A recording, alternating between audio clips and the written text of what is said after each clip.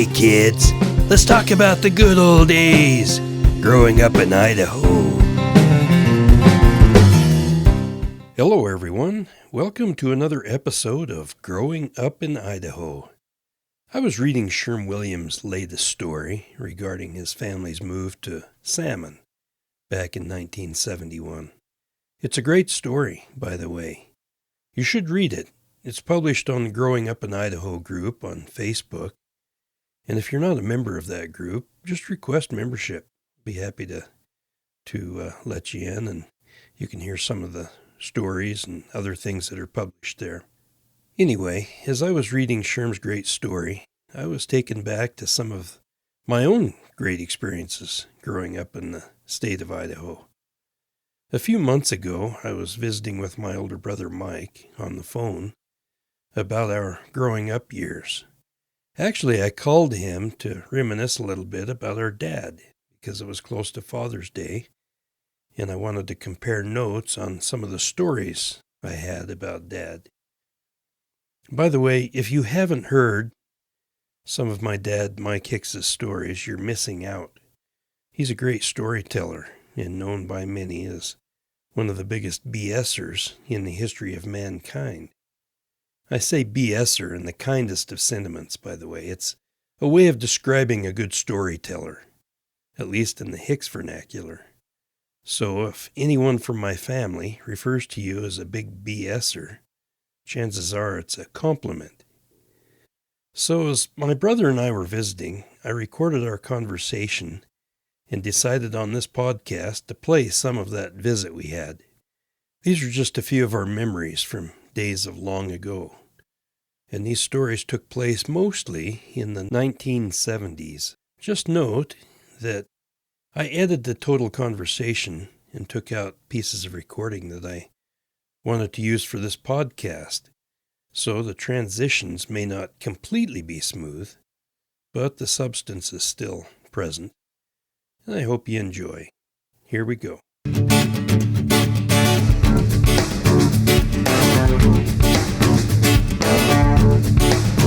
My earliest memories of Dad are going fishing or hunting. I remember one time we went hunting, and we went from the Williams Creek Road and hiked way in the daylight up. I don't know where we were at. We were just way up on this ridge. Yeah. We hiked probably 3 miles right up the side of this mountain. So we got up on this really high ridge. So I think we were up over Prow Creek up in there. Yeah, by the meadows, maybe. And do you remember that? Yeah, in fact, it's interesting that you think about or remember that because I just did my last podcast was on that hunting trip. So, and it's my memories of that. You may recall some of those things, but when you get a chance, go listen to that podcast and yeah, I will. See what you think. Those are my memories of that. How to get on podcast and listen to it. Yeah, it was a grueling trip. That's all I remember. You know, the times have changed since we were kids. Yeah. You know, I remember in junior high school at Brooklyn Middle School, or Brooklyn Junior High, or whatever they called it back in those days. You know, Dad had to paddle. Yeah. And if kids misbehaved, they got paddled, but more often than not, kids would go and get a swap from Mr. Hicks just so they could write their name on the paddle. You know? Yeah. Nowadays, if you even suggested that you might paddle a kid, you'd have all hell come down on you. I know. From a number of different sources. Lawyers would be lining up trying to get a piece of you. And then I got lost one time when we were teenagers up Prow Creek. Oh, yeah. Or up above, not Prow Creek, but, up above Tolman's Ranch. Oh, yeah. Yeah, up there below Baldy. Where the power cut was. Yeah. And I knew, it's hard to explain. I could see our house. I knew how to get home, but I couldn't figure out how to get back to where you guys were. Right. I kept missing the trail to go from the cut back over to that little side road where we had all parked. Yeah. And so I figure I'll just hike down to the bottom of the cut where the road comes back through the cut at the bottom. And I shot my gun 3 times in the air, thinking that'd let you guys know where I was. That didn't work. You all thought I shot a deer. That stayed up there waiting for me. Yeah, I remember that. I felt so stupid because I panicked there for a little while because I couldn't find the trail where I thought it was supposed to be. Yeah. And then I was on the wrong ridge. It's hard to explain, but I got into the wrong spot and got disoriented. Yeah. Anyway, so even as a teenager, I got a little panicky there once, Yeah. And Patrick, what was his name? The humor writer. McManus? Yeah, Patrick McManus. Yeah, he calls it the what does he call it? The ricochet. He has different levels of getting lost. Oh yeah. And he says no hunting trip is complete without getting lost at least once. And he has different levels of getting lost. Right. And he has the ricochet level where you run in straight until you hit something, and then you run whichever direction you can just keep running and ricocheting off trees and rocks. And then when they finally find you, you act like you meant to do it all along. Right. Anyway, I went through those different stages that day. I go, yeah, you're bouncing off trees and rocks. And then when I got to you guys, I acted like I meant to be there. Yeah, you planned it all along. Yeah. And I remember right after I got my mission call, we were down the Salmon River Canyon at Goose Lodge. And did you go on that trip? Yeah, I was on that trip. We were down the river at Goose Lodge. Arlen Orr and Val Enfinger and I decided we were going to hike up to those lakes and fish. Yeah. And we all took off early in the morning, and we forgot water. Right.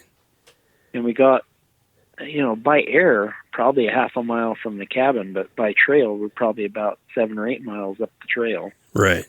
There's such a steep canyon climbing up out of there. And I finally, I went through that ordeal where I almost died of thirst. Oh, yeah. I was in the very last stages of sunstroke and heat exhaustion, where I was hallucinating. I had stopped sweating already probably an hour and a half before I stopped sweating. Oh, wow. My eyes were scratching in their sockets. My tongue was hanging out of my mouth. I could hear my heart beating in my ears. I kept seeing flashing lights and hearing things that weren't there and stuff. Oh, wow. And I was just praying to get, to find we kept pushing up the trail thinking we see some Quakies way up there, and we kept pushing thinking, oh, we'll get to some water up where those Quakies are. Yeah. And we get up there and there was nothing. Yeah. And Val and Arlen had shared a 2-liter bottle of Pepsi before we left that morning, so they still had fairly good fluid, but I hadn't anything to drink since the night before. Oh, wow. And I got really dehydrated and messed up. And I just kept praying for help. And anyway, I blacked out. I got down off of I decided to just drop down off the ridge where the trail was and go straight down into the nearest gully to water. Yeah. And that was, probably a 1.5 mile walk straight down that ridge over cliffs and everything else. Oh, wow. And when I finally found water, I took my shirt off and put it in the water, and got my shirt wet and put it back on, and it started cooling me down. Yeah. It was kind of like I was in a cloud. Wow. But I remember having the presence of mind to do that, and then when I first got water on my tongue, it made me heave and gag. Yeah. it took me about 5 minutes to be able to take a swallow of water without heaving. And it took me what seemed like probably 15 or 20 minutes to get my wits about me again so that I could see clearly and stuff. But when I finally could drink water, I just drank and drank and drank and drank. And I could feel my body like swell back up with water. It was kind of a weird sensation. That's amazing. But then I was so exhausted, I crawled underneath a dead snag and fell asleep. And I don't know how long I slept, but I slept for a while. Uh-huh. And I woke up, the sun had gone behind the rim of the canyon. I knew it'd get dark pretty fast. So that canyon I dropped into, with the sides of it were so steep, I had to just walk down the stream bed because I couldn't, there were no banks or anything on the stream. Uh-huh. But took me about an hour to hike down out of there to the main river. The first person I met was Doug Havens. He was standing there fly fishing on the bank. Well, he had his line snagged in a tree. He was trying to fly fish. And when I got back to the lodge, Dad said, "Are you okay?" That was the first thing he said, "Are you okay?" And I said, "Yeah." And he said, "Oh, I've had a bad feeling all day. I knew something was up." Huh. And I told him what had happened. He said, "Yeah, I knew something was up. So I've been praying for you all day." But it was, I didn't realize how close to death I had come. Yeah. Until later when, I learned more about what heat exhaustion and sunstroke is and realized that, when they say, "Oh, yeah, in the very last stages." Yeah, and that's about where you were. And you black out. And when you stop sweating, that's a bad sign. Yeah. But yeah, I'm sure I burned a lot of brain cells that day.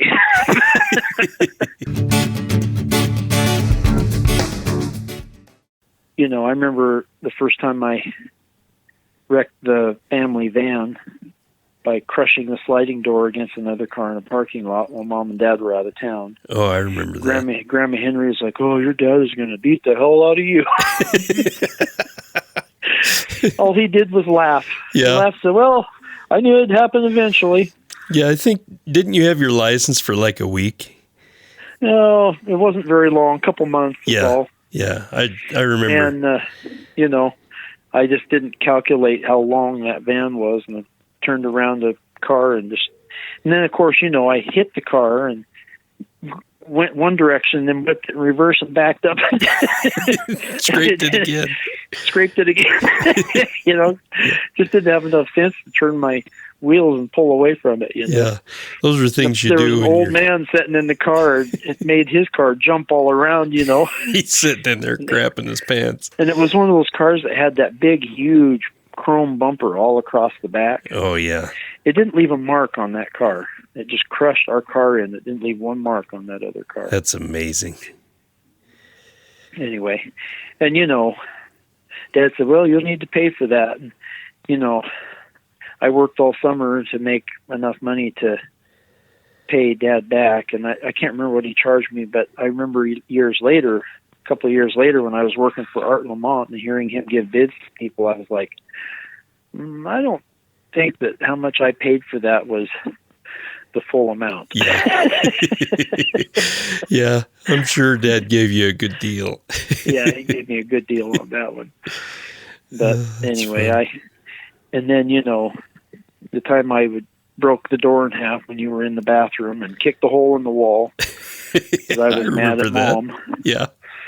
And Dad would just come in my room and he'd go, "Well, if I had a nickel for every time I did something stupid, I'd be a millionaire." Yeah. He said, "Just go fix it."